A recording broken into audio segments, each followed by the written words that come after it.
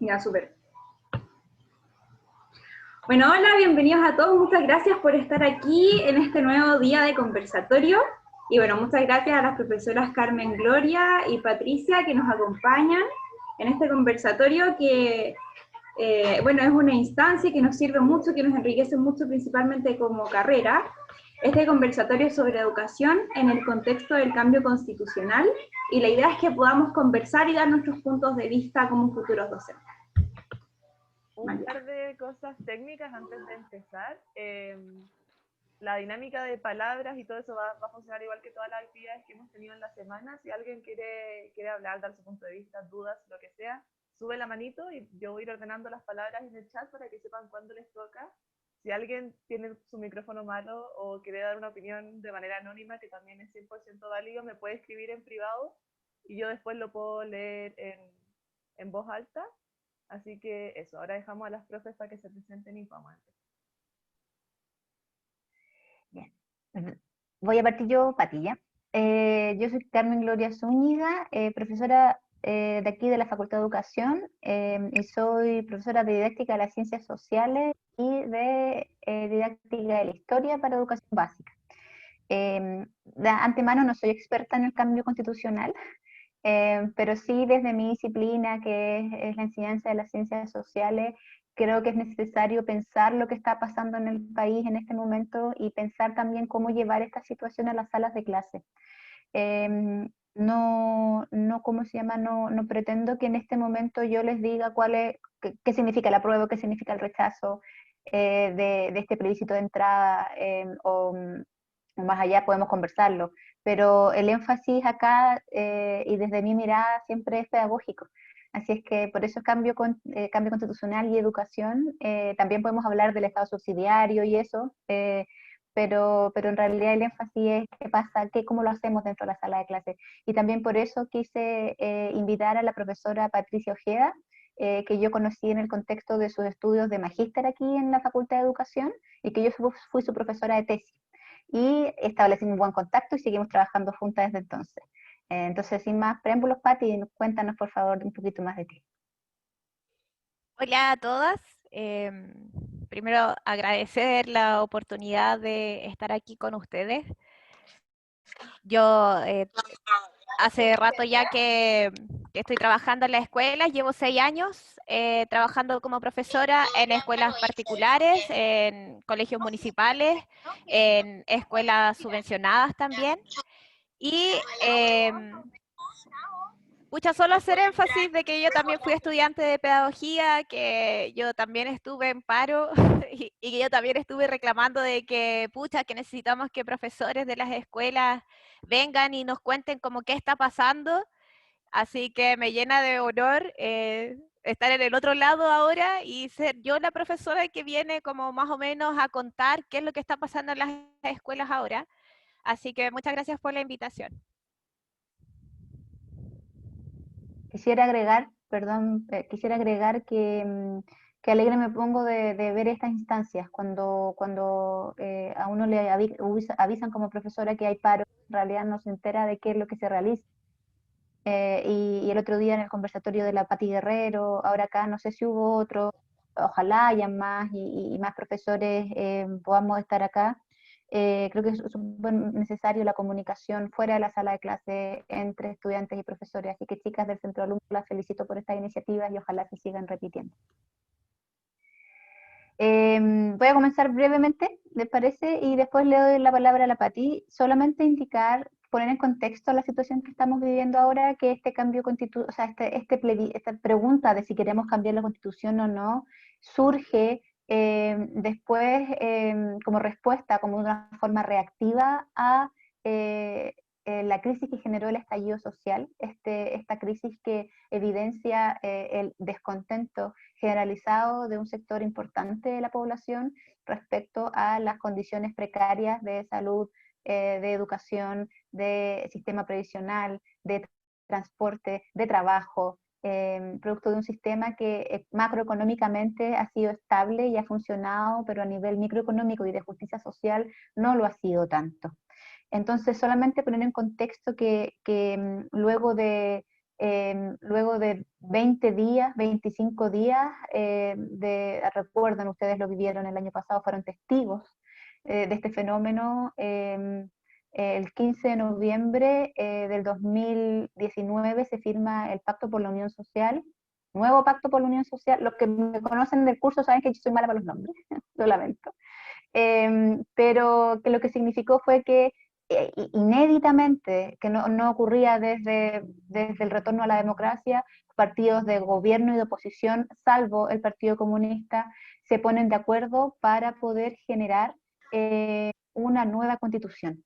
Solamente indicar que la nueva constitución, de acuerdo a las múltiples encuestas que se realizan, pienso en CADEM, no era un fenómeno que la sociedad, que estuviera latente en la sociedad, como si el cambio cambio del sistema provisional, la mejora en la calidad de educación o del acceso, como si estuvo presente, pero este estallido social, este descontento, hace pensar en que no son, voy a robarme la frase, no son 30 pesos, son 30 años, y que quizás es necesario pensar en una sociedad más justa, y que esa justicia puede realizarse a través de un cambio constitucional.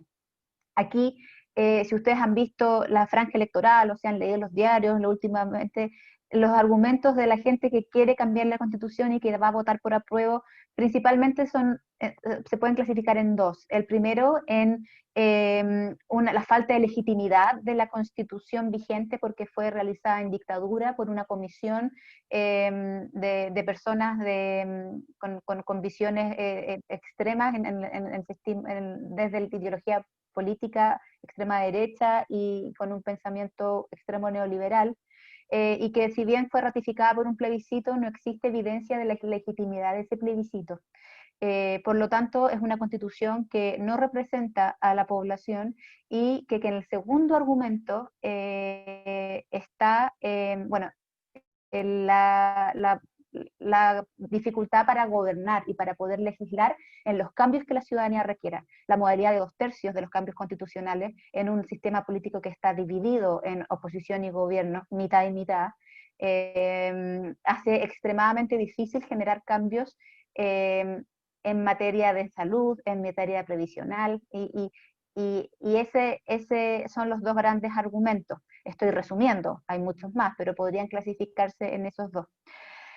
La gente que apoya el rechazo indica que la Constitución como tal tiene dos grandes cuerpos. La primera es la que establece cómo se debería gobernar el país en términos de división de poderes, en términos de responsabilidades. Y la segunda parte es respecto a derechos sociales, la garantía de derechos de las personas en términos de derechos sociales, civiles, económicos.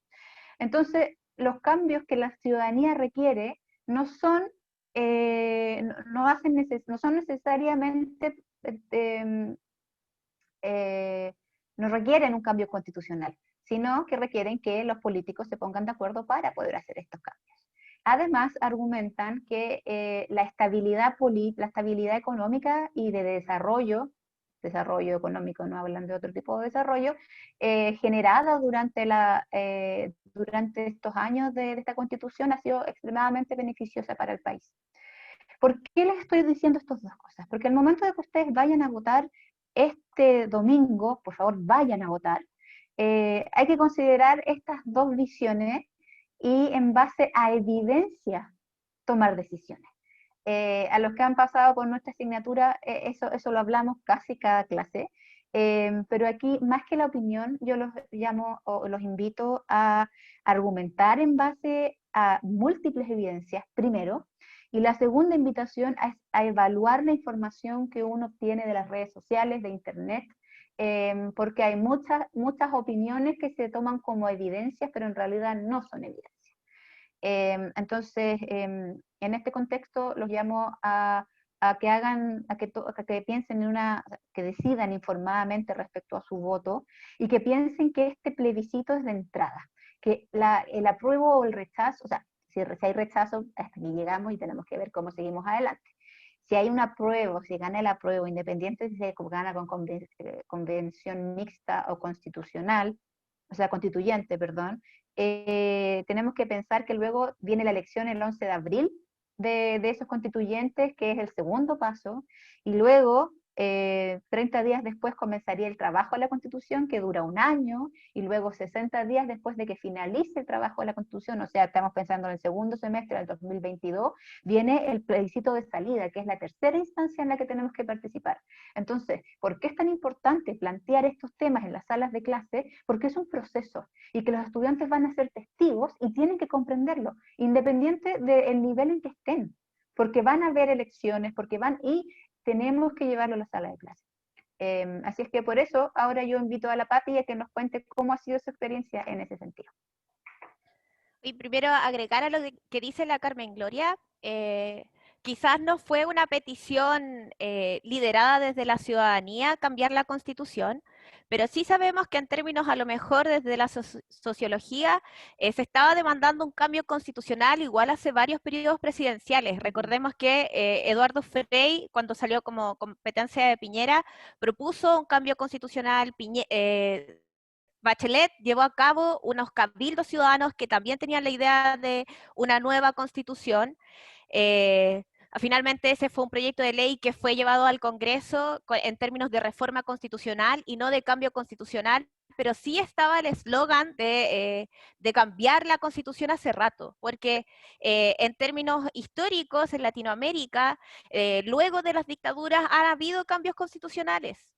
Y eso no pasó en Chile, y por eso desde hace harto rato que se estaba tratando de hacer como estas modificaciones o estos cambios a la Constitución. También recordemos que Ricardo Lagos modificó la Constitución, también bajo la idea o el precepto de tener una nueva Constitución legitimada.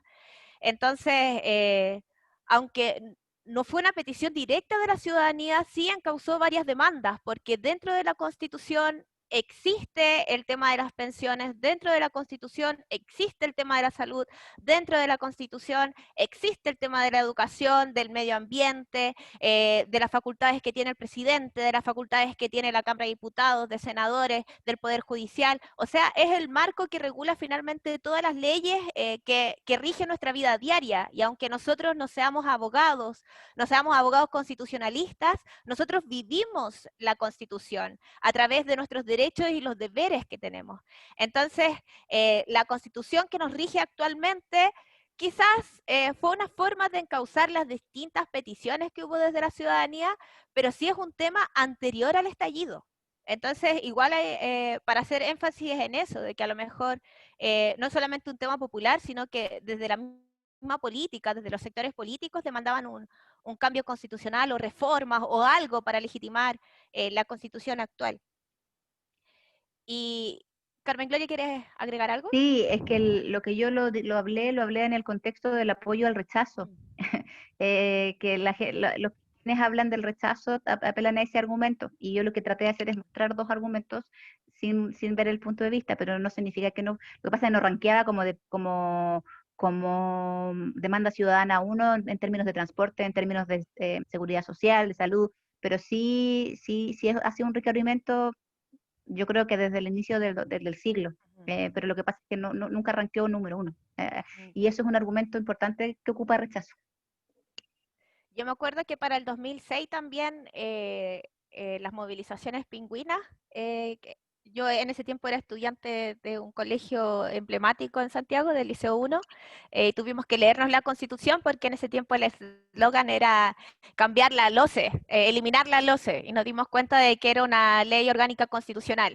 Y entonces para poder entender que era una ley orgánica constitucional, también hicimos foros o asambleas leyendo la Constitución, o sea, chicas de tercero medio leyendo la Constitución artículo por artículo sin entender mucho, nos dimos cuenta que también necesitábamos como apoyo de otras personas y llevamos conversatorios con abogados, con otras personas que nos explicaran qué significaba la Constitución. Entonces, de alguna manera, en las peticiones anteriores, como que nos arrimábamos un poco a peticiones más objetivas o concretas, pero finalmente igual derivan en esta Constitución que nos rige todas las leyes que vivimos actualmente.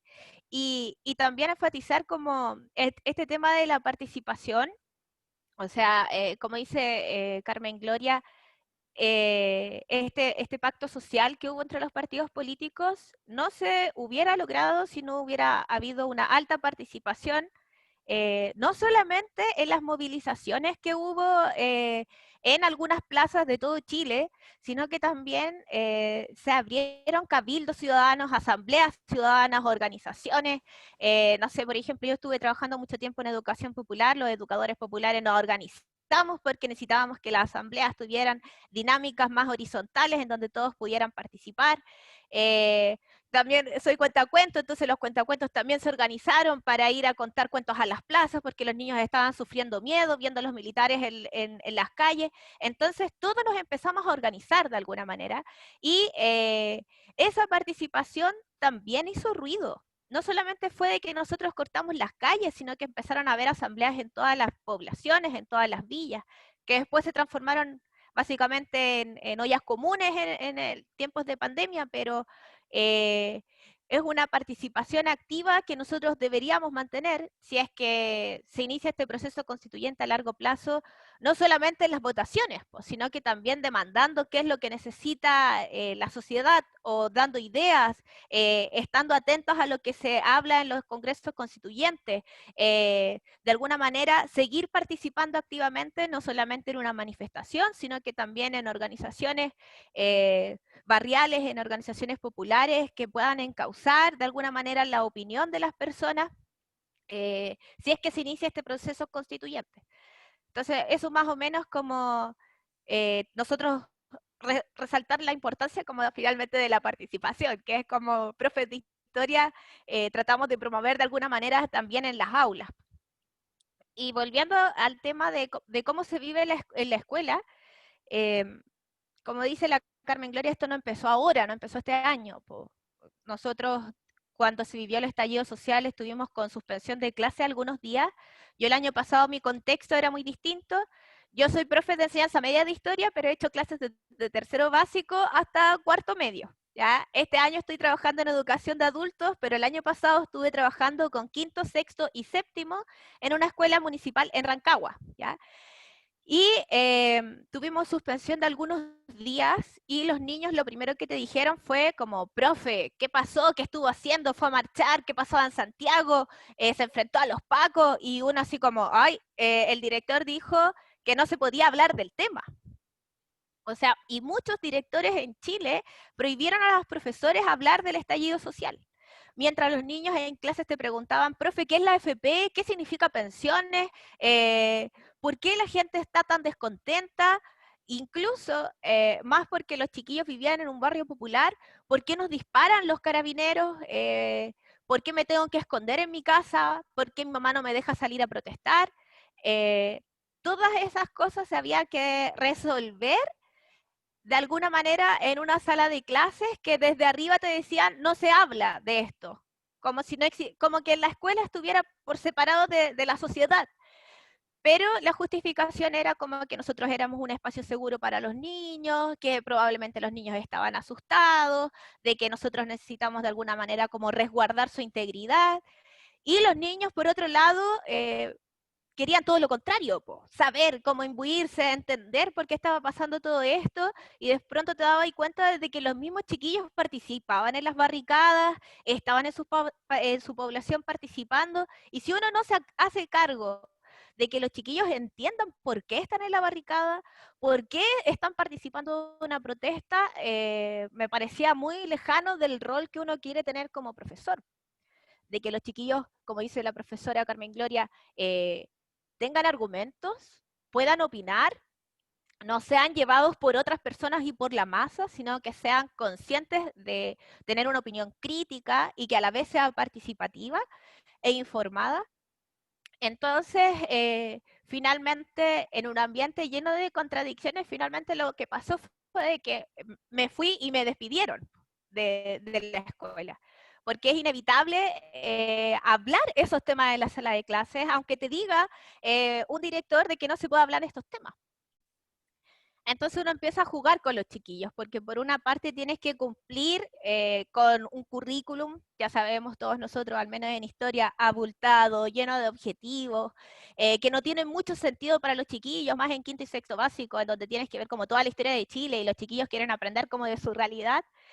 Entonces le decía, ya, pero chiquillos, si todos terminan la actividad, le podemos hablar sobre este tema o resolver algunas dudas, o les cuento qué son las AFP si es que todos terminan la actividad y todos consiguiéndose la tijera, recortando, pegando rápido, tía, revise, revise, porque estaban impacientes por saber finalmente. Y igual hay que tener cuidado porque como profesores uno tiene una posición política, ¿cierto? Pero tampoco se la puedes decir a los chiquillos porque eso cortaría la discusión que podrían haber entre distintos bandos. Entonces, yo siempre he pensado como profesora que los chiquillos al final saben. Al final los chiquillos igual saben que la profe vota apruebo, que la profe convención constitucional, pero tú no se lo puedes decir, po.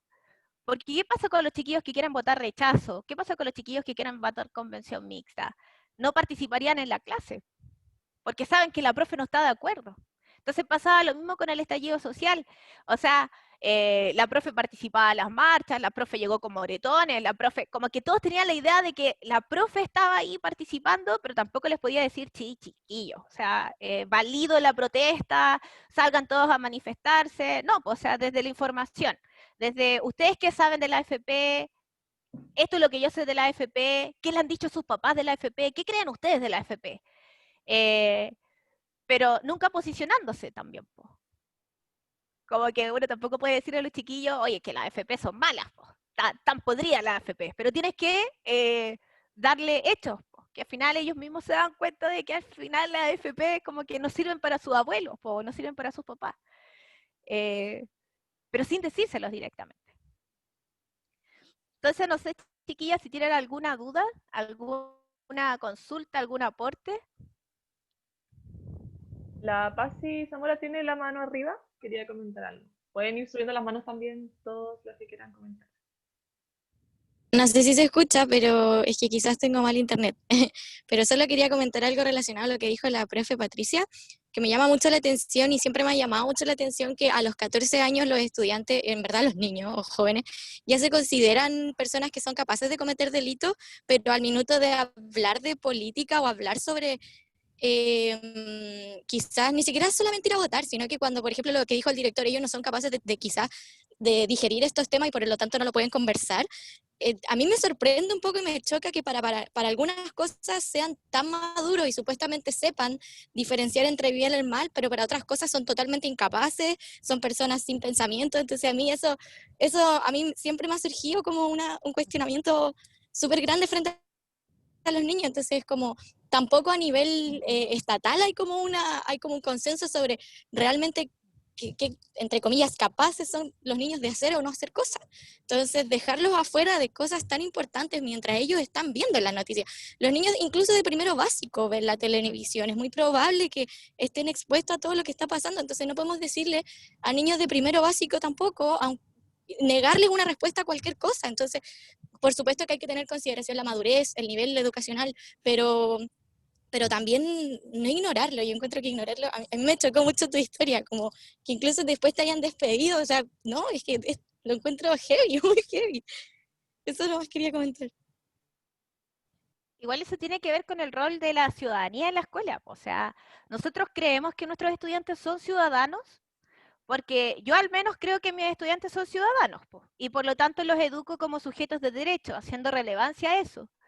En el currículum también sale y se da cuenta de los deberes que deberían tener los chicos también desde el punto de que son sujetos de derecho. Pero lo más importante es comprender que son ciudadanos activos, que son ciudadanos que pueden participar en su sociedad, en distintos tipos de organizaciones.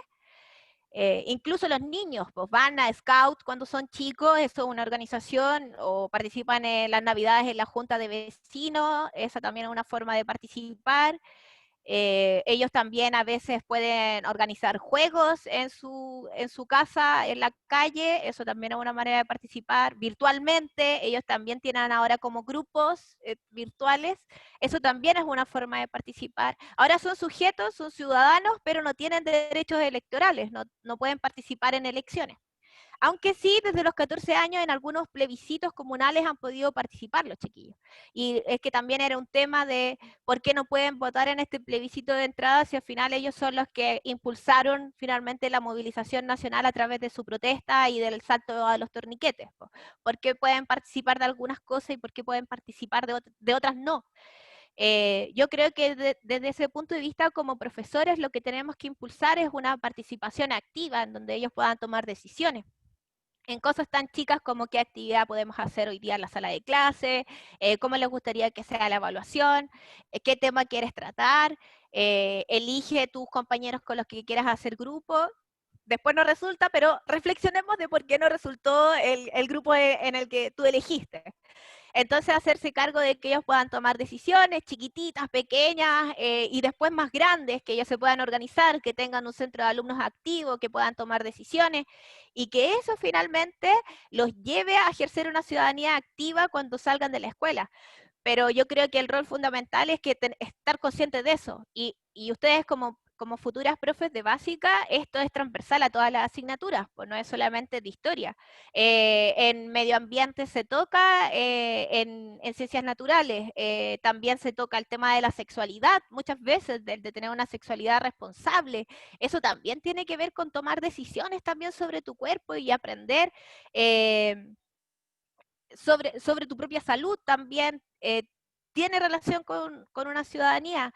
En matemáticas también se pueden tocar temas ciudadanos. Yo me acuerdo que una vez hice una entrevista a un profe de matemática y decía, oye, si al final los números son imaginarios, pero un ciudadano responsable también tendría que saber sobre estadísticas, sobre cómo se manipulan los datos, sobre el precio, sobre la inflación, sobre las tasas de crédito, de consumo, aprender lo de los porcentajes. Así que, o sea, yo creo que por ahí va, como hacerse cargo de que son ciudadanos, que no pueden participar en elecciones, pero sí lo son. Que no tienen completos derechos políticos debido a su edad, pero eso no significa que sean ciudadanos. Nosotros todos nacemos ciudadanos y creo que todavía en nuestro sistema escolar hay hartos profesores y directivos que eso se olvida y es nuestro rol levantarlo. Porque nos defiende el currículum nacional, el currículum tiene un enfoque de derechos, que producto de mediciones estandarizadas, requerimientos externos, requerimientos internos de las escuelas, de pronto se nos olvida, pero el enfoque es de derecho, de resguardo de derecho, que el estudiante se sienta, y la estudiante se sienta ciudadanos. Entonces, eso es, y yo quiero complementar lo que dice la Patti en el lenguaje, todo el eje de comunicación, es para trabajar el respeto, la tolerancia, es súper potente. Entonces, hay que buscar los espacios, y los espacios están en los objetivos transversales. Lo que pasa es que en la transversalidad se pierde. Y nosotros históricamente nos hemos hecho, como profesores de historia, nos hemos hecho cargo de la formación ciudadana, pero eso tiene que terminar. Y dentro de la facultad estamos peleando para que haya una asignatura que sea formación ciudadana y que sea en tercer año para todos y todas, porque de lo contrario, si es que no se visibiliza, no se fomenta. Y el espacio curricular debería eso. Dale, Benja. Ya. Hola, ¿se escucha? Sí, Benja. Sí, ya, bacán.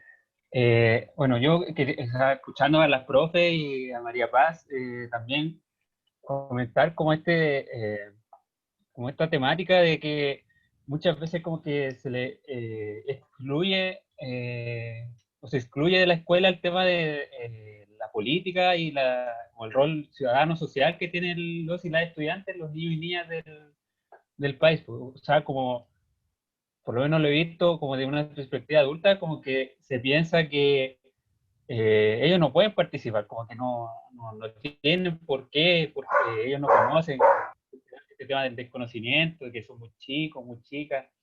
Entonces, pero yo estoy como, o sea, soy contrario a esa visión porque siendo chico uno igual ve muchas cosas, o sea, siendo chico tú te das cuenta, siendo pequeño, pequeña, tú, tú sabes, a pesar de no tener, bueno, todas las capacidades, o sea, desarrollar, en fin, uno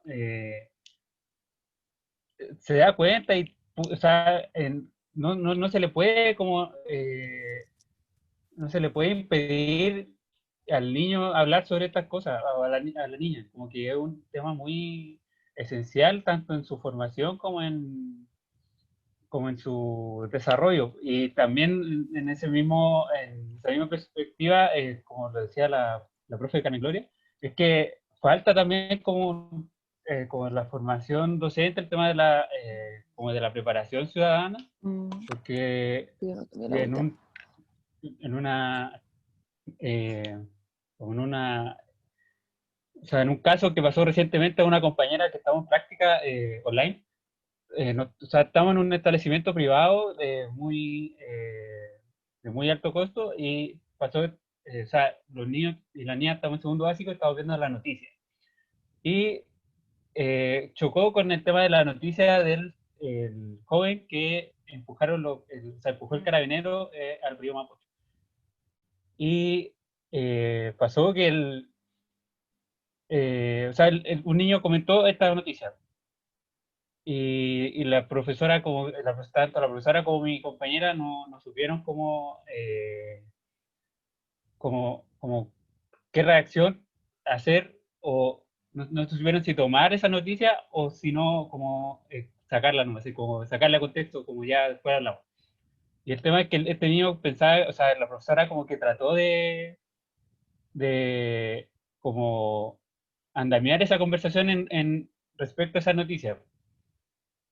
Y aún así como que se le hizo complejo porque como eh, eh, porque el niño tenía la visión muy de vandalizar la protesta. O sea, como que aquí el joven tenía la culpa porque estaba protestando. Entonces, igual, o sea, de una perspectiva distinta por lo menos a la mía, yo nunca he estado, o sea, yo siempre estudié o sea, estudié en colegio subvencionado, pero de bajo estrato social. Entonces,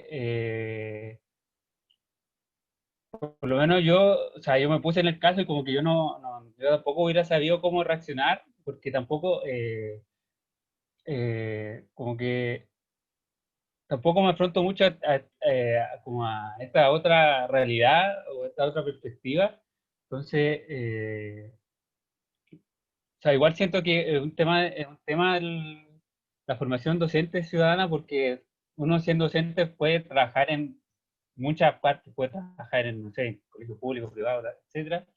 Por lo menos yo nunca me había visto en la situación de que un niño opinara de esa manera. O sea, porque yo tengo sobrinas, son mellizas y, o sea, mandan audio por el teléfono de la mamá, así como, vayan a votar, no se les olvide votar, porque hay que cambiar el presidente. O sea, igual dice el presidente, pero uno entiende que igual conocen como la realidad y conocen como todas las demandas, pero también hay otro sector de la niñez que no conoce esto, conoce otra perspectiva.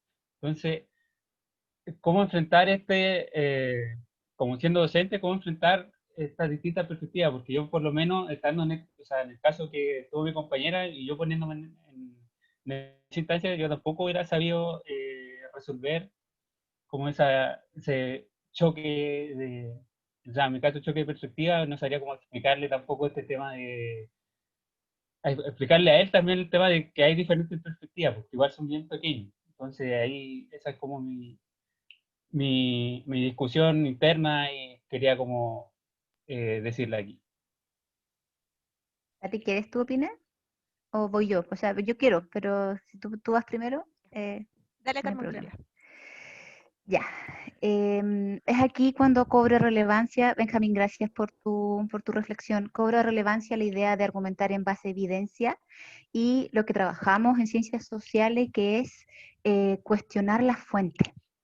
Y en el cuestionar la fuente tiene que ver pensar en por qué se dice lo que se dice. ¿Cuál es el sentido que le da el autor a la fuente. ¿Por qué fue creada? Ni una fuente es intencional, ni una. Todas tienen una intención.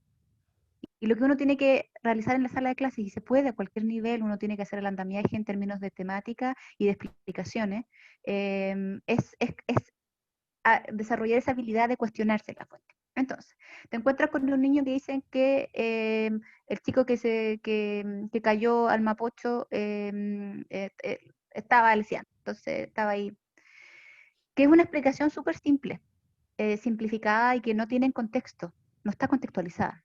Entonces, yo invitaría a ese estudiante y al curso a que pongamos en contexto esta situación y ocuparía alguna noticia o algo que hable del fenómeno. Quizás no la misma clase porque te deja perplejo, pero sí poder decir, miren, este es un fenómeno interesante y lo vamos a retomar al principio de la próxima clase. Y ahí también pueden trabajarlo ahí mismo si es que no quieren usar un documento como para poder establecer esta idea de que los juicios vienen de alguna parte, que hay que cuestionarse. Entonces, pondría esta noticia o contaría este tema, lo relataría tratando de ser lo más lejana posible. Pero ¿qué tenemos acá? Tenemos a un chico que se cayó en mapa. Luego tenemos a gente que dice que un carabinero lo empujó. Tenemos a la Defensoría de la Niñez y a UNICEF condenando la acción de los carabineros porque atacaron a un menor de edad. Pero si yo me pongo en el lugar del carabinero, un carabinero que tiene un trabajo que no es bien pagado, que no es agradable, no creo, o sea, pienso en la dignidad humana y dudo que un carabinero se levante pensando le voy a quitar los ojos a una persona, voy a arruinarle la vida a una persona. Porque ese es un sentimiento que está presente en la ciudadanía y creo que también no contextualiza lo que pasa. Hay una situación en que están corriendo, en que hay ¿cómo se llama? En que está el carro lanza agua, que están en un puente y hay un carabinero que no controló la fuerza, no la controló, pero nadie le preguntó al carabinero si lo quería empujar. Y yo confío en que ese carabinero ha dicho, pucha, sí lo empujé, pero no, ¿cómo voy a querer matarlo? O sea, creo que hay que volver a la esencia de que somos humanos y que somos personas y que esta sociedad está sumamente polarizada y que hay odiosidad en ambos lados y eso es lo que tenemos que combatir. ¿Cómo el carabinero iba a saber que ese niño era menor de edad? Porque estaba encapuchado. Tenía una capucha en la cara, entonces, ¿cómo iba a determinar si tenía más de 18 años, menos de 18 años? Imposible saberlo, po. Luego, pensar también en realidad el niño estaba manifestando sus derechos, pero también hay que pensar, estaba donde estaban marchando, esto, me imagino, esto no lo desconozco porque no he estudiado el fenómeno a profundidad, pero sí he pensado, ¿estaba autorizado que estuvieran ahí en la marcha? ¿O ya se había acabado el permiso de la marcha? Y ¿cómo se llama? Por supuesto, el niño no merecía caerse al río, pero también nuestras acciones tienen consecuencias. Entonces, por favor, yo aquí no estoy defendiendo al carabinero, tampoco estoy defendiendo al niño. Lo que estoy proponiendo es que pensemos en por qué ocurren las cosas, contextualicémoslas. Y también pensemos que este carabinero también está siendo enviado por su unidad, por el poder ejecutivo, quienes gobiernan a los carabineros, quienes tienen la autoridad sobre los carabineros, y que el niño estaba ejerciendo su derecho ciudadano de manifestarse. Entonces, el niño tampoco se lo merece, pero el carabinero tampoco merece ser juzgado como un ofensor a la infancia, cuando tampoco tenía cómo saberlo. Ahora, si ustedes me preguntan, después de leer harto, cuál es mi opinión personal, pienso que el carabinero fue completamente negligente en su actuar, porque no tendría que haberlo empujado porque estaban en un puente. Pero dudo si es que en realidad ese carabinero quiso empujarlo o no. Porque el carabinero no ha hablado. No ha dicho, pucha, sí, se me pasó la mano, lo empujé. Y nunca lo sabremos.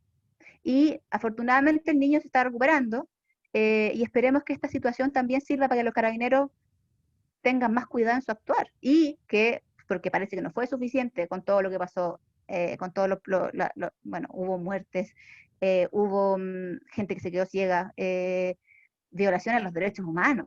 Entonces, algo pasa en la institución de carabineros que tiene que revisarse, pero no podemos condenar a una persona por este carabinero también lo echaron de la institución, perdió su trabajo, ¿no? Entonces, yo en realidad dudo de que que ella se haya levantado esa mañana y haya pensado si en realidad voy a empujar a un niño o voy a empujar a los manifestantes porque eso es lo que se merecen. Eso es lo que se merecen. Y quiero retomar esta idea de trabajar también estas odiosidades que vienen desde la extrema derecha con un odio a los comunistas y desde la extrema izquierda con un odio a los fascistas. Ese odio es el que tenemos que erradicar. Y creo que la Constitución es una manera de comenzar a ponernos de acuerdo y a dialogar.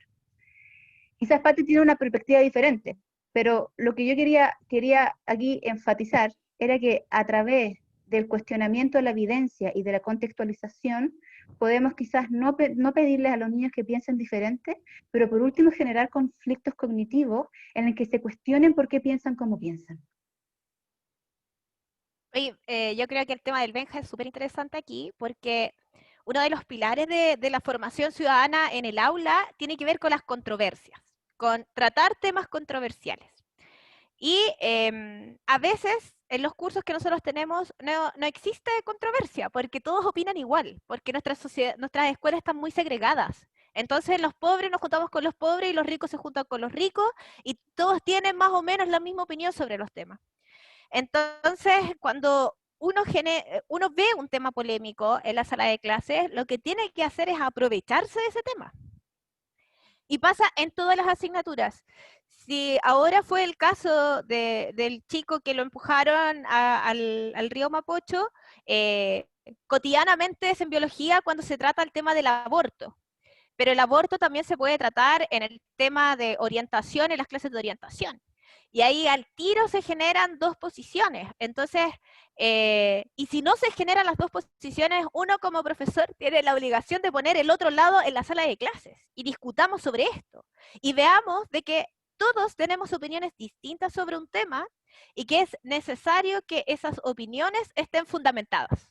¿Ya? Como decía la profesora Carmen Gloria, es necesario opinar no desde la guata, sino que tratar de generar evidencia, y si necesitamos una clase más para este mismo tema que salió ahora en la sala de clase, chiquillos busquen en su casa, en internet, en Google, alguna evidencia que pueda respaldar su opinión, y seguimos con este tema la próxima clase.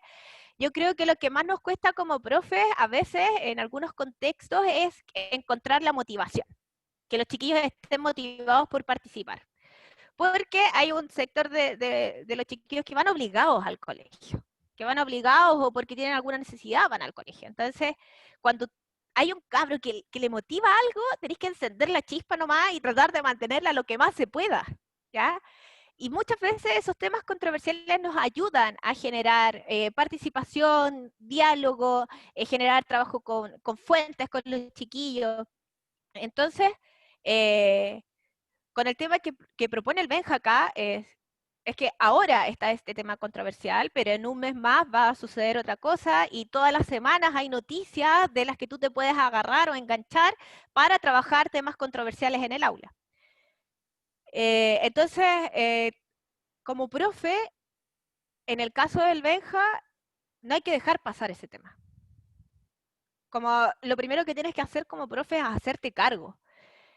Y a veces uno se tiene que hacer cargo de una posición en la que personalmente no está de acuerdo, ¿ya? Pero igual tienes que plantearle a los chiquillos y tratar de generar esa tensión y ese diálogo y comprender de que puedes tener distintas opiniones y que esas opiniones tienes que escucharlas, y que esta pelea sobre el aborto en clases no es para que te agarres a combos en el recreo, y que tienes que generar espacios de diálogo y discusión en donde tratar de que esto sea en armonía, que sea con respeto, que no se agarren a carabato en medio de la discusión, porque que no se griten en medio de la polémica, pero tratarlos. O que lloren. Usual, o sea, es complejo porque estos temas traen la emocionalidad de las personas. Entonces siempre es recomendado que una vez de que trabajen estos temas, luego piensen en un juego, en un icebreaker o algo que distienda los ánimos, porque de lo contrario se lo llevan al recreo y ahí ya te genera problemas. ¿Por qué? Porque en nuestra sociedad no estamos acostumbrados a enfrentar los problemas y los disensos. O nos atacamos o los escondemos. Entonces, lo que dice la Patti es relevante, los temas controversiales traerlos a la sala de clase, porque eso es lo que va a evitar la odiosidad en la generación que ahora tiene 10, 12 años, va a evitar la odiosidad que estamos viendo en este momento, y que no es un fenómeno nuevo, porque también ocurrió en la década de los 70 y que nosotros somos responsables de quebrarlo. No podemos Igual, no podemos pedirle al niño que deje de sentir esas odiosidades. Tenemos que enseñar a ponernos de acuerdo. ¿Pati? sí, igual ustedes como futuros profes se enfrentan a un mundo nuevo en donde las redes sociales también generan estos dos polos. O sea, yo sé que ustedes saben probablemente de que estos algoritmos en Facebook o en Instagram hacen que nosotros veamos publicaciones que están relacionadas con lo que uno piensa finalmente. Entonces, lo que yo veo en mi Facebook son puras cosas relacionadas, por ejemplo, con argumentos sobre el apruebo. Pero yo no veo los argumentos sobre el rechazo. Facebook no me los recomienda, no me los tira al inicio, yo no los veo cotidianamente y me voy encerrando solo en una posición. Y es lo que pasa también en Estados Unidos y es lo que está pasando en otros países. Es difícil que nosotros cotidianamente veamos la otra posición porque los algoritmos nos hacen ver lo que nosotros queremos ver, porque eso es lo que vende. Ese documental de Netflix, Pati, ¿lo viste? Sí, también lo vi. ¿Cómo se llama? Para que lo recomendemos. De social media, algo así. Pero está en Netflix. Yo lo veo porque, bueno, en el tema de plebiscito estamos tratando, vamos a De Social hacer... Dilema. de Gracias, Social Dilema. Sofía. Espérate, que quiero decir una cosa chistosa. Sí, dale. Yo veo puras cosas de guagua. Porque tengo una guagua de 1 año, entonces eso es lo que me muestra Instagram. Ya, perdón. A mí me muestra de gatitos. Ah. Camas de gatitos, peinetas de gatitos, juguetes de gatitos. Entonces al final nos muestra lo que queremos ver. Entonces los chiquillos se van a enfrentar a eso, po, cuando ustedes estén en el aula haciendo clases. Van a tener a lo mejor fuertes argumentos, pero solo de una posición. ¿Ya? Entonces, trabajar sobre y estar informados también como profe. Aunque uno a veces vea imposible, yo, por ejemplo, yo nunca he trabajado 44 horas en un colegio, creo que no podría hacer todo lo demás que quiero hacer. Entonces te obliga a ocupar parte de tu tiempo en informarte, y no en informarte en Facebook, como decía, sino que leer las noticias, darte el tiempo de leer los periódicos online que son gratis. Entonces, y estar atentos a lo que pueda surgir en el aula. La fake news es un tema que se viene con harta relevancia en el trabajo con fuentes, o según mi parecer, en el aula, ¿ya? Y nosotros, yo creo que ustedes lo han visto con todas estas noticias que han salido sobre el plebiscito ahora, sí, como, no sé, ayer me llegó una teoría conspiranoica así en el WhatsApp de que, ay, se han cambiado como los colegios de votación y no como que nos están impidiendo ir a ejercer el voto, y es como que no, y, o sea, puede cambiar en cualquier momento, o sea, estar atenta ahí a todas las conspiraciones que salen entre medio y las teorías de dos bandos, son las que finalmente ven los chiquillos, y de los que uno igual como profe se tiene que hacer cargo. Entonces tenemos una alta responsabilidad en fomentar una información que pueda ser fidedigna para los chiquillos. Carmen, ¿quieres comentar Sí, algo?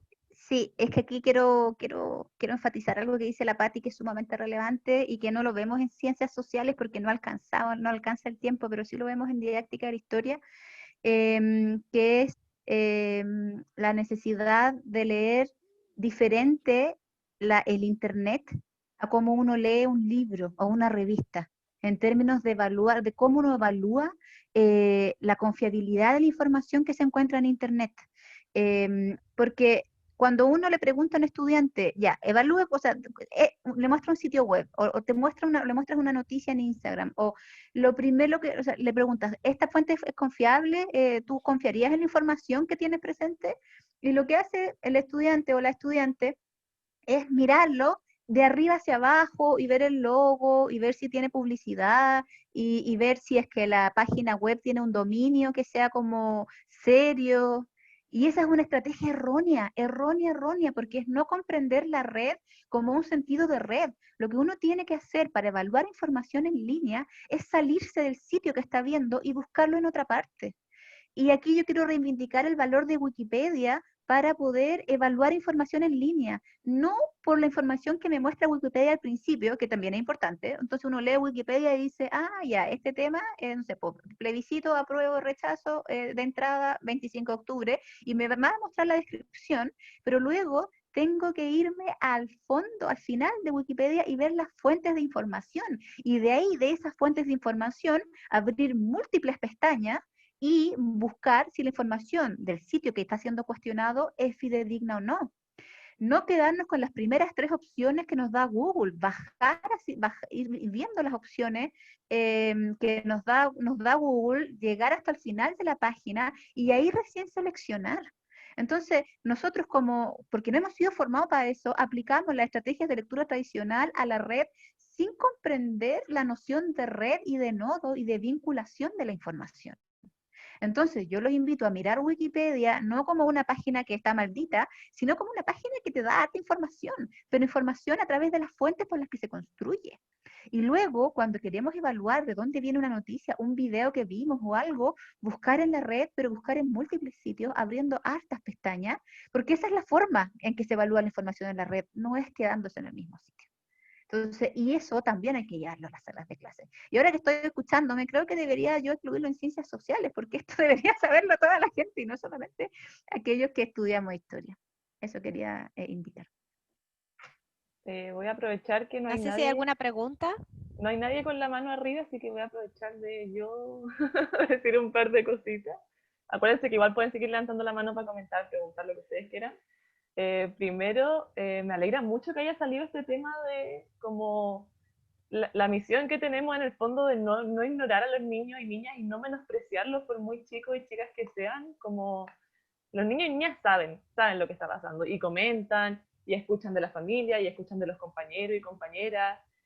A mí me pasó el año pasado que en mi práctica 1 se vio como interrumpida por el estallido social. Entonces yo volví al colegio de práctica, no sé, 2 semanas después, sin saber cuál iba a ser el clima, sin saber si los profes en el fondo se habían hecho un poco cargo del tema o no. Después me enteré que no, que en el fondo el colegio dio la misma dirección como de no lo hablen porque es polémico.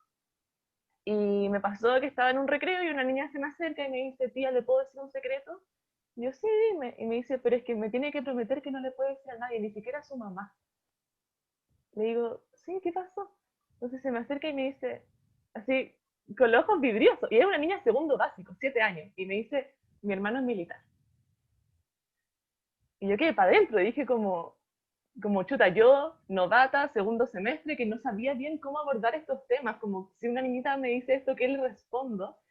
Y yo creo que es muy importante eso y qué bueno que hayamos sacado el tema como de no menospreciar como las cabezas de niños y niñas más chiquititos porque saben y se informan y la opinión la tienen igual y la información puede llegar distorsionada, puede no llegar distorsionada, pero les llega. Así que qué bueno que hayamos hablado de esto. Y en el chat en privado me preguntaron, que encuentro que sería muy interesante como llevar la conversación a este tema. Dice, me gustaría preguntar cómo influye directamente en la escuela o en el sistema educativo la Constitución, desde la ignorancia. Y antes de que puedan responder las profes o que alguien más quiera aportar a esta discusión, tenía justo anotado en el cuaderno unas cositas que quería decir al respecto antes de que me llegara esta pregunta. Y es que he pensado este último tiempo en cómo uno tiene como que pensar en, yo voy a votar el domingo como Mariana, que vive en Paine y que tengo 20 años, pero también como Mariana, que soy futura docente. Y tal vez, aunque el Chile actual a mí no me incomoda, tal vez, sí me incomoda, pero aunque no me incomodara, digamos, tengo que pensar si es que este es el Chile que quiero para mi futuro alumno y mi futura alumna. Yo creo que es muy preocupante que cómo se trata la educación en la Constitución actual. Creo que es muy preocupante que el único momento en el que aparece la palabra derecho es para el derecho de elegir de los padres y madres y no aparece como consignado un derecho real de los niños y niñas en la educación de calidad. Y creo que eso debería influir harto en nuestra votación como futuras docentes, como qué país y qué educación queremos para los niños y niñas que nos van a tocar después. Eso, así que ahí dejo abierta la palabra para quien quiera o para las mismas.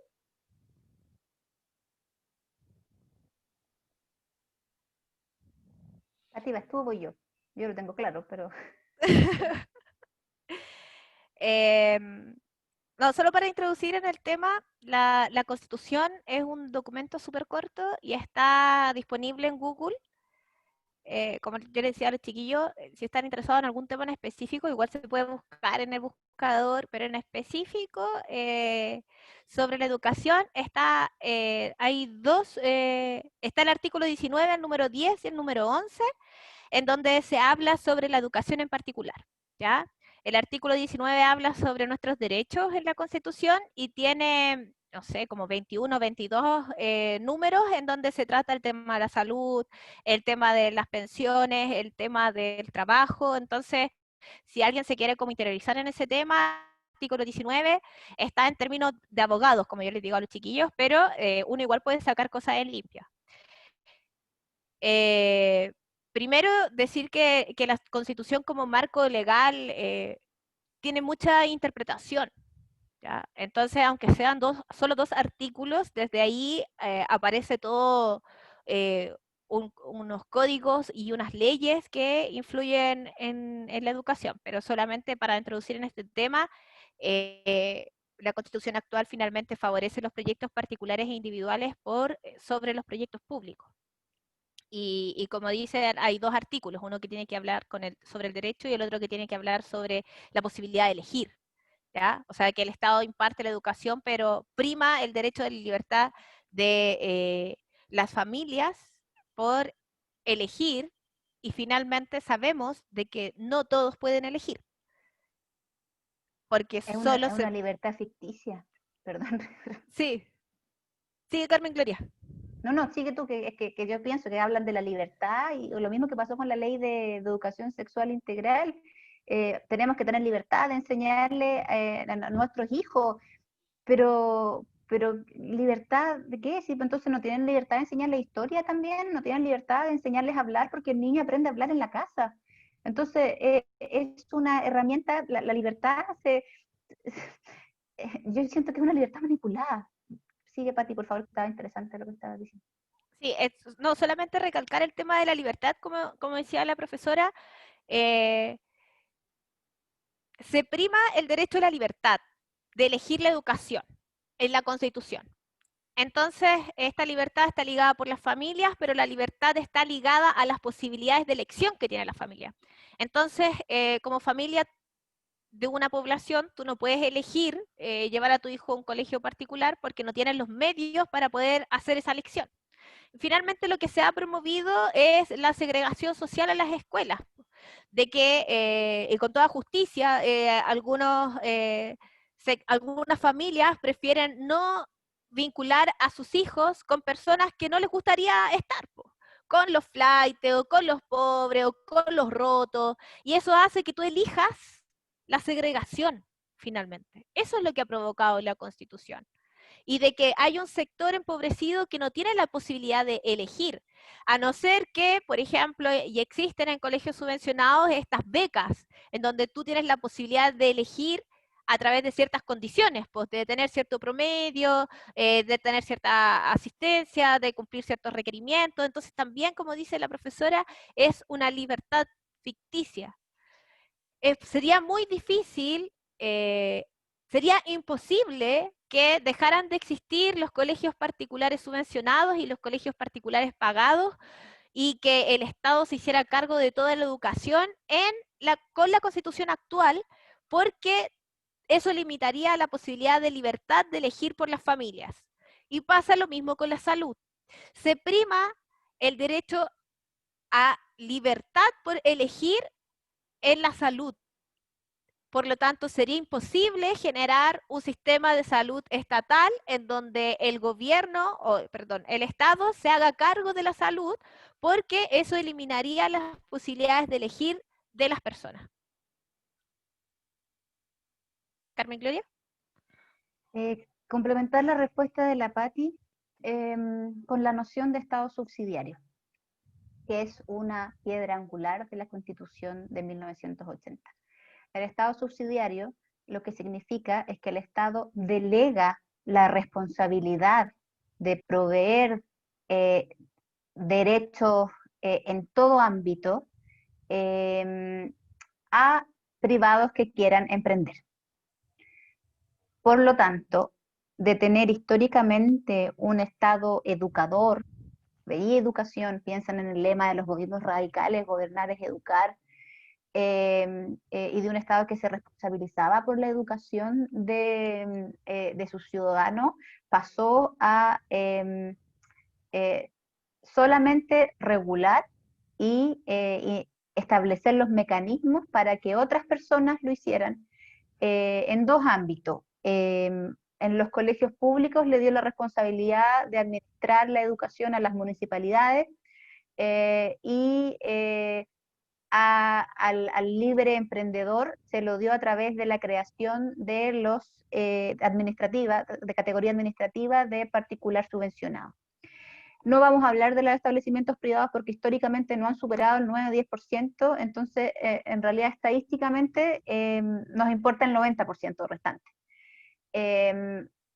Tenemos como consecuencia 40 años de la instauración del modelo de municipalización, que bueno, que ya se revirtió, o sea, se está revirtiendo porque no ha terminado de revertirse. Tenemos como consecuencia una segregación social, económica importante, o sea, tremenda en el país, que refleja lo que decía la Pat. Tenemos ¿qué es lo que pasa? ¿Por qué sucede esto? Porque los municipios cuentan con diferentes presupuestos de acuerdo a la cantidad de ingresos que tienen. Por lo tanto, las comunas más pudientes tienen un presupuesto mayor en educación que las comunas más desventajadas. Entonces, el sector de la sociedad que más necesita inversión en educación, este sistema no se lo da, y no se lo va a dar nunca. Entonces, si ustedes me preguntan, el sistema subsidiario en educación fue una de las peores cosas que le podría haber pasado al sistema educativo de nuestro país. Por eso creo que es necesario cambiar la Constitución. Y es primera vez que yo digo que yo voy a votar a prueba por eso. Eso es lo que me motiva a mí a votar a prueba, que quiero una educación más justa y que al estudiante que más requiere el Estado le dé más porque lo necesita. No que se delegue la administración de la educación a la libre empresa con la premisa de que los padres y apoderados van a poder elegir la educación que más les convenga, pero en realidad no pueden elegir, es la que les alcanza. Entonces se genera un círculo de desigualdad que es brutal. Eso es lo que ha hecho el Estado subsidiario en educación. No voy a hablar de otro ámbito porque en realidad no me compete, pero este sistema de no hacerse cargo de la administración, sino que delegarla a los municipios y a los particulares a través de la figura de los sostenedores, generó una segregación tremenda en el país. Y luego, ¿saben ustedes cómo se iba a regular la calidad de la educación? Bueno, para eso se creó el CIMSE, para que los colegios a través de los resultados de evaluaciones de sus estudiantes pudieran reflejar la calidad del servicio que se estaba proveyendo. Y el CIMSE lo único que ha traído es agobio y problemas a los profesores y un gasto estatal tremendo. Por lo tanto, el sistema no ha funcionado, porque no hemos alcanzado calidad de educación, porque sigue generando segregación. Y eso lo explica la subsidiariedad. Entonces, por eso les decía que hay que informarse. Y que creo que, mira, honestamente no sé si confío en que el Estado sería un mejor administrador, pero por lo menos podría asignar más recursos, no a través de las municipalidades. Ahora, me pueden decir que se crearon los servicios locales de educación como forma de terminar con la municipalización. Sí, eso es cierto, pero aún así sigue asociado a un presupuesto que le dan y que está asociado a la cantidad de población y que está asociado a los resultados de los estudiantes también. Entonces es una modificación que no resuelve el problema de base y que por lo demás todavía está en implementación, porque de los servicios locales de educación que existen ahora, ¿cuántos habrán? 25 y tienen que ser, no sé, son como 45 al final. Entonces, está, no recuerdo bien las cifras, pero está en la página del Ministerio de Educación, pero está en marcha y es una salida, pero que no resuelve problemas de base. Y por eso toda la gente se quedó tan insatisfecha con lo que sucedió. Porque ya quitamos la administración a la municipalidad y se la damos a los servicios locales de educación, pero aún así siguen siendo presupuestos que son desiguales en comparación con la localización geográfica en que se encuentran los servicios. Entonces, insisto, no resuelve el problema de base. Eso así, ese es el impacto que tiene la Constitución en nuestro sistema educativo. Pati, me gustaría, nos queda poquito tiempo, si tú nos podrías mostrar, si alguien, bueno, comentar lo que yo estoy diciendo, pero también la Pati había preparado una presentación muy cortita para que la podamos ver respecto de acciones concretas para promover la participación de los estudiantes. Bueno, ella lo hace porque sus estudiantes pueden votar, pero nosotros también podemos mostrarlo en nuestros niveles. Necesito permiso del host. Oye, al tiro. Ahí sí. Ahora, yo quiero decirle una cosa antes que mientras la Pati está organizando. Todo esto yo no lo aprendí en la universidad, lo que yo lo estoy contando en términos de entender el rol del Estado en la educación, sino que lo aprendí en el doctorado cuando tuve que hacer que yo lo hice en Australia, cuando tuve que hacer un contexto del sistema educativo chileno, me puse a leer de esto, y en realidad la evidencia, y yo hice el doctorado, lo terminé hace 6 años, entonces ya está hace mucho tiempo, pero lo que pasa es que no está la institucionalidad para cambiarlo. Y sí, sí me gustaría pensar en una educación más justa para todas y todos. Entonces, por eso creo que es necesario cambiar la Constitución. Yo preparé este PPT porque para terminar de manera optimista, porque igual soy profe en el sistema, entonces si no fuera por el optimismo y la ganas de que uno tiene de que esto salga adelante, uno a mitad de año ya no tiene ganas de seguir en el sistema. Entonces, quería mostrarles una experiencia que estoy viviendo yo en mi actual escuela. Hacer énfasis solamente en algunos aspectos, es probable que gane el apruebo, ¿ya? Según las encuestas que han salido últimamente, según las encuestas particulares que han hecho algunas personas, es probable que esto se venga encima y que esto se venga por 2 años más. Es decir, de alguna manera nosotros tenemos el incentivo de promover una participación ciudadana activa en nuestros estudiantes, al menos de manera fuerte, siento yo, desde tercero medio en adelante, desde segundo medio en adelante, porque son chicos que van a poder votar en las siguientes elecciones, pero también en una sociedad que necesita discutir sobre temas fundamentales y en donde yo considero que es necesario que nosotros promovamos ese tipo de discusiones dentro del aula. Como ustedes bien decían, los chiquillos desde primero básico que conocen estos temas, porque ellos han ido al consultorio, porque ellos se han enfermado, porque tienen a sus abuelitos que tienen pensiones, o sea, quieren saber y ellos van a sacar el tema en la sala de clases.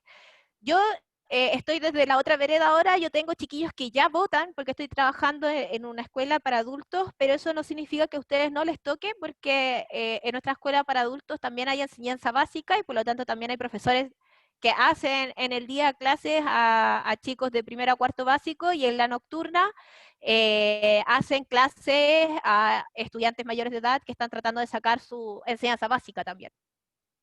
Entonces, les quería mostrar esto para contarles de que en el colegio sí hay oportunidades para hablar, para trabajar sobre formación ciudadana, que a veces como profe es súper desgastante porque uno tiene que pelear estos espacios, porque también hay profes que en medio también de este agobio laboral que nosotros vivimos cotidianamente, no quieren más actividades, no quieren más trabajo aparte del que tienen, pero que sí es posible encontrar comunidades activas, participativas, que están interesados en promover la participación de los chiquillos.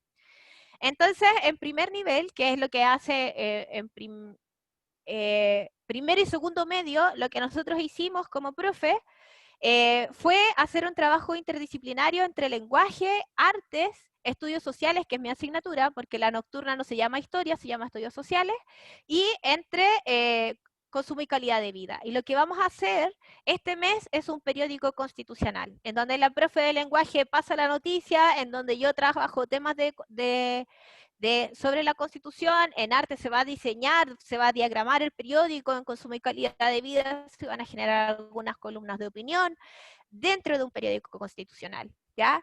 Esto se hace también porque tuve la suerte de que los profes se motivaran en hacer algo relacionado con la Constitución y que todos generáramos fuerza y proyecto y juntarse y planificar esta actividad. Pero se puede. En la escuela uno sí se puede generar espacios para tratar temas actuales, temas noticiosos, temas que los chiquillos quieren hablar o que no conocen. Yo sí sé que trabajo con adultos, pero son adultos de que no han votado, que tienen 36 años y este domingo probablemente va a ser la primera vez que vayan a votar.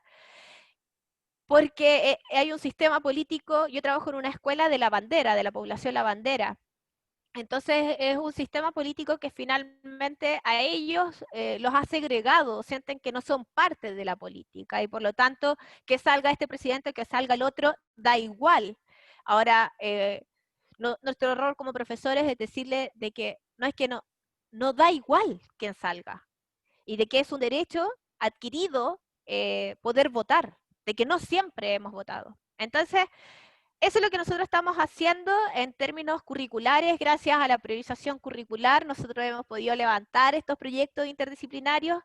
Yo siento que en otro contexto no podría, porque tendría que estar pasando los 25 objetivos que tengo que pasar en el semestre. Entonces, esta posibilidad de hacer un proyecto interdisciplinario se da principalmente por la priorización curricular y por las ganas que han tenido los profes y la capacidad de convencerlos de que esto tiene sentido. Y también soy la encargada del plan de formación ciudadana en la escuela. Entonces, en octubre hemos hecho toda una campaña que se le llama Octubre Ciudadano, que está enfocado en la participación ciudadana. No en decirle a los chiquillos, como habíamos dicho antes, que tienen que aprobar o que tienen que rechazar. Es darles la posibilidad y hacerles entender de que son sujetos de derecho, que tienen derecho a votar, que es un derecho adquirido, de que es importante para la democracia votar. Y que además, aunque la democracia no sea un sistema perfecto, es el mejor que tenemos. Y que sigue siendo un sistema que resguarda nuestros derechos humanos. Entonces, ¿qué es lo que hicimos? Nos enfocamos en 3 aspectos. En conocer, que los chiquillos tuvieran conocimiento sobre algunas temáticas específicas y comenzamos en septiembre. El 11 de septiembre hicimos una clase especial que se trató sobre el 11 de septiembre para explicar el contexto en donde es construida la Constitución. Entonces, primero explicar que hubo una dictadura en Chile, de qué es lo que pasó ese 11 de septiembre, porque es impactante para nuestra historia y el rol de la memoria histórica y de la emocionalidad frente a estos hechos. Y hicimos otra clase solo hablando de participación ciudadana, solo hablando de cómo ha bajado la participación electoral, de cómo los jóvenes no votan, de cómo aún así sigue funcionando una democracia que cada vez es menos representativa, porque no votamos, porque hay sectores que no están votando. Entonces, hicimos todo un rollo ahí con la profe de lenguaje, hicimos una clase interdisciplinaria solo sobre formación ciudadana. Y luego empezamos a generar infografías informativas, porque estamos en un contexto online. O sea, yo a principios de años tenía clases por WhatsApp. Ahora recién, este segundo semestre, desde agosto en adelante, estamos haciendo videollamadas con los chiquillos, pero toda la comunicación en un principio fue por WhatsApp solamente.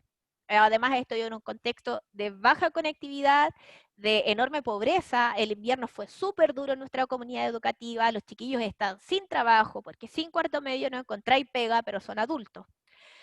Generamos infografías informativas sobre el proceso constituyente. Entonces, la primera sobre participación ciudadana, la segunda sobre qué es la Constitución, la tercera sobre cómo influye la Constitución en nuestra vida, la cuarta sobre cómo se viene el proceso constituyente, la quinta sobre cómo se tiene que votar, cómo se hace la rayita, cosas súper simples, pero si los chiquillos no lo han vivido antes, no saben cómo votar. ¿ya? Cómo se hace la rayita, que no hay que marcar la otra cosa, que se dobla, que se pone el sticker, que tienes que llevar tu carnet de identidad, que tienes que cuidarte, ir con mascarilla.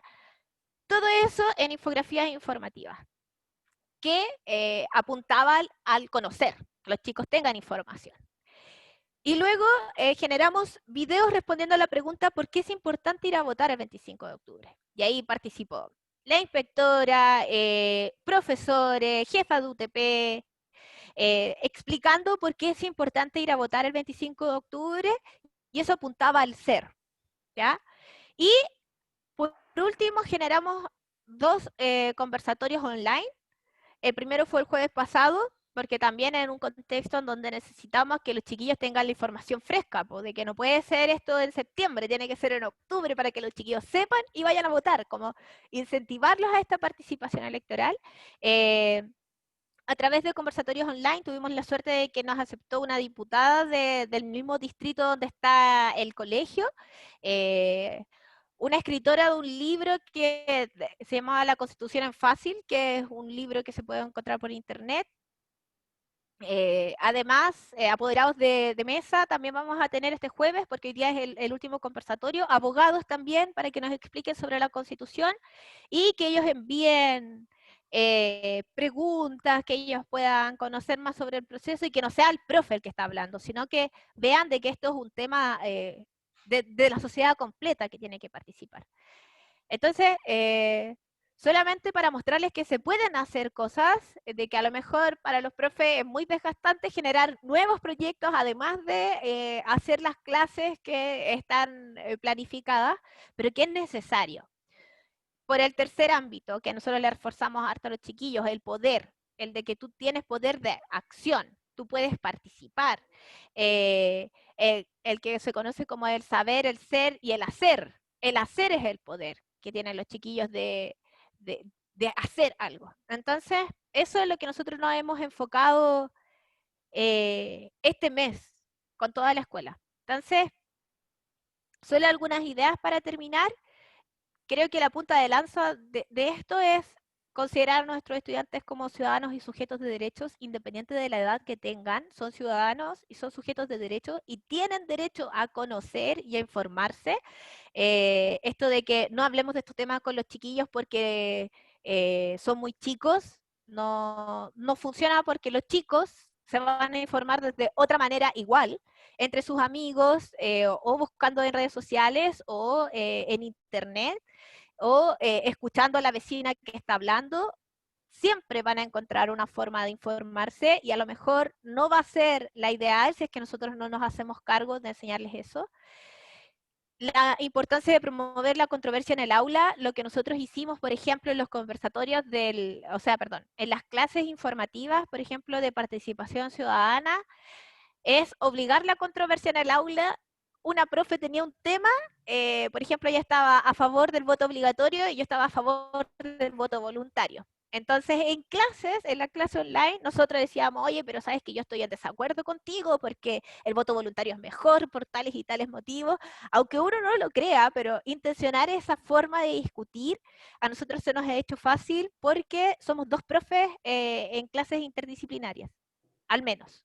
Entonces, yo tengo suerte de que la profe de lenguaje es muy motivada, entonces yo le digo, oye, pero hagamos este tema que sea controversial, yo puedo tener esta posición y tú la otra, y el tiro se motiva y dice, ya, hagamos una discusión en la sala de clases, ya, y nos ponemos a discutir.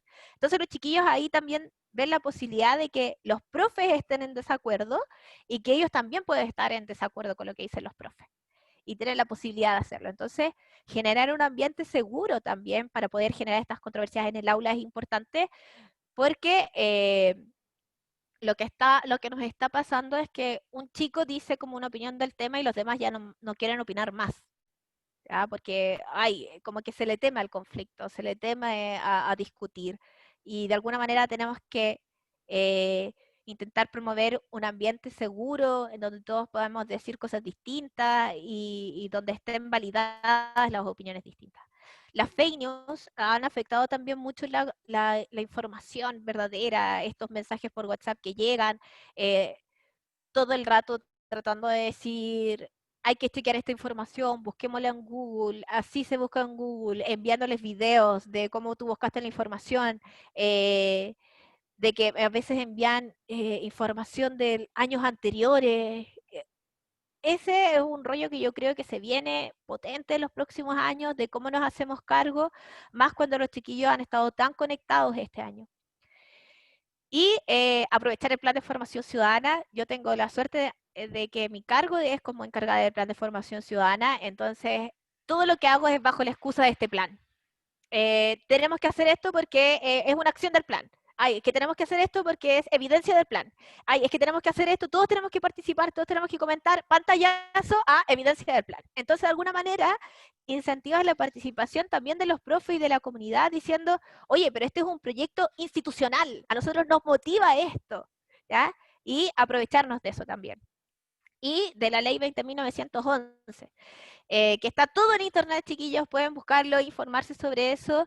Y también algo que mencionaba la Mariana, la importancia del contexto. Tenemos chiquillos que tienen papás que son carabineros, que hermanos que son militares, como decía la Mariana, y tener cuidado con los temas que también tenemos. O sea, la controversia en el aula tiene ese límite, siento yo, o al menos veo yo eso. Que Sí, tenemos lo que hacernos tiene. cargo de entender este contexto, de que hay temas que es mejor no hablarlas porque justo la estudiante se está separando de los padres, entonces no vaya a tratar el tema del divorcio en clase. No, porque es un tema sensible, o sea, estar atentos ahí a, a lo que está pasando en el aula. Y muchas veces como profe no alcanzamos en la sala de clases, como decía la Mariana. Hay que hacerse cargo en los recreos, hay que hablar con los chiquillos, hay que llamarlos aparte, hay que hacer entrevistas. Y por último, la imparcialidad del profesor en el aula, porque si no, no se puede generar la controversia. O sea, yo siento que los chiquillos al final cachan cuál es la posición de uno, cuál es la posición política, al menos lo intuyen, saben lo que van a votar, pero no puedes decirlo en la sala de clase. No puedes dejarlo explícito, porque hay niños que entonces van a tener miedo a opinar, porque van a creer que el profesor está en contra de ellos. Entonces, aunque no lo queramos, nosotros somos ejes importantes para nuestros estudiantes. Yo cada año que pasa más me doy cuenta del primer colegio en el que yo estuve. Yo hacía clase en séptimo básico, los chiquillos me siguen hablando hasta el día de hoy para preguntarme cosas, si esta noticia es verdad, si esta noticia es falsa, qué opino sobre tal tema. Los chiquillos siempre te tensionan a eso y es importante igual, aunque no queramos, somos un ejemplo para los chiquillos y el primer ejemplo es decirle, no crean todo, infórmense. Yo también tengo dudas sobre este tema, me voy a informar. No puedo hablar de este tema, no estoy en conocimiento, pero para la próxima clase lo puedo hacer, lo puedo traer, chiquillos. Así que eso quería compartirles para que terminemos así como con optimismo y decir, pucha, hay espacios en los que se puede trabajar, en los que se puede trabajar estos temas y se puede hacer. Y los niños lo quieren hacer. Gracias. No sé si hay comentarios, preguntas. Sí, si alguien más quiere decir algo, aprovechen para ir terminando.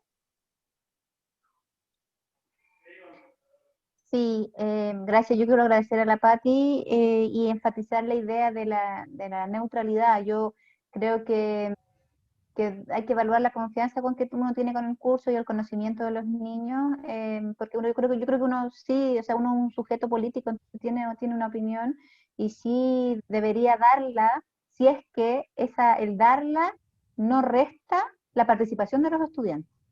Entonces, de entrada, decir, yo pienso esto sobre este tema, en realidad es una muy mala estrategia porque puede restar la participación de estudiantes. Pero si ya llegamos a conocernos, somos profes jefe y tenemos 2 años con los estudiantes y ya hay un clima de aula participativo, ya ahí quizás nosotros lo hagamos y es necesario también, eh, pero hay que evaluar el contexto. Y gracias por la invitación. Bueno, ahí en el Sí, chat chiquillos. dicen muchas gracias, estuvo muy buena la instancia, se repite harto el comentario. Así que sí, muchas gracias primero a las dos profes por entregarnos parte de su tiempo y su conocimiento hoy día. Yo creo que fue una instancia súper valiosa. También muchas gracias a todos y todas las que vinieron. Es muy bacán ver cómo se empiezan a repetir los nombres en Zoom en todas las actividades del paro, así que muchas gracias a los que han participado harto. Y eso, en realidad. Atentos a las actividades que se vienen. Hoy día tenemos otras 2 actividades, así que estén atentos a las redes sociales del CETE. Y eso, agradecerle mucho a las profes de nuevo. Sé que se salió harta gente porque ya estamos como en horario de almuerzo, Ahora. pero sí, muchas gracias por venir y por participar. Sí, gracias chiquillas a ustedes por invitarme. Un honor estar en su asamblea de hoy. Muchas gracias. Nos vemos entonces. Gracias, Mismo chao. digo. Cuídense. Chao. Chao.